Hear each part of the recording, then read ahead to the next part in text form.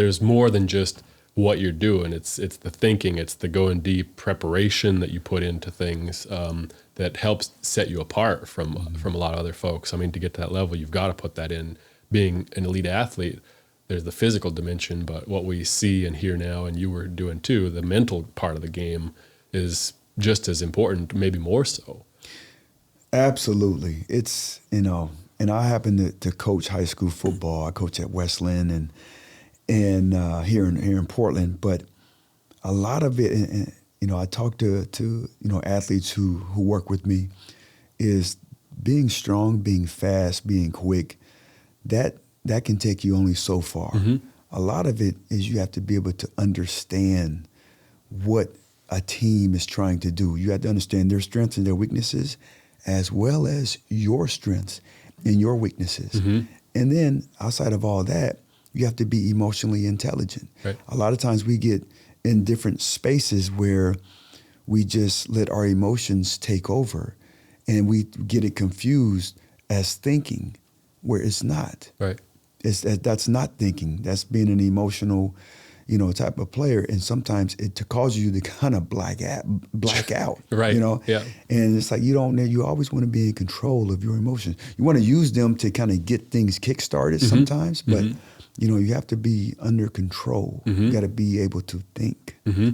So when you were on the Ducks and then getting into the NFL, where were you learning a lot about yourself in that aspect of the mental game and thinking, and how did that start to unleash like new aspects of yourself and your potential?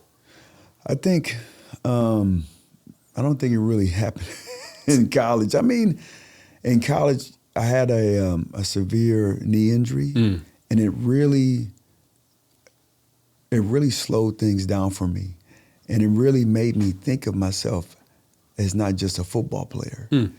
And because that was just like football or bust. Sure, yeah. And then when this new reality hit me, I was like, oh, well, football might not be there for me. And for an instant, I thought it was over. I was, reconstructive knee. Oh, man. I thought that was it. I would never be the same. Right. When really, that was a moment that God put in front of me to be able to slow things down, make me understand, like, look, he is in control.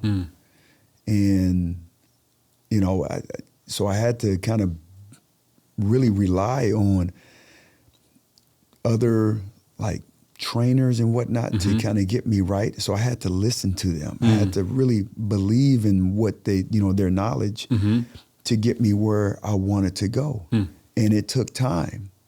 But when I did come back, I was stronger from a physical standpoint, from an emotional standpoint, from a spiritual standpoint. I mean, I would not be able to have made have done the things in my life if it wasn't for this perceived pitfall or this injury. Right. Without this injury, I don't think we would be sitting here right now.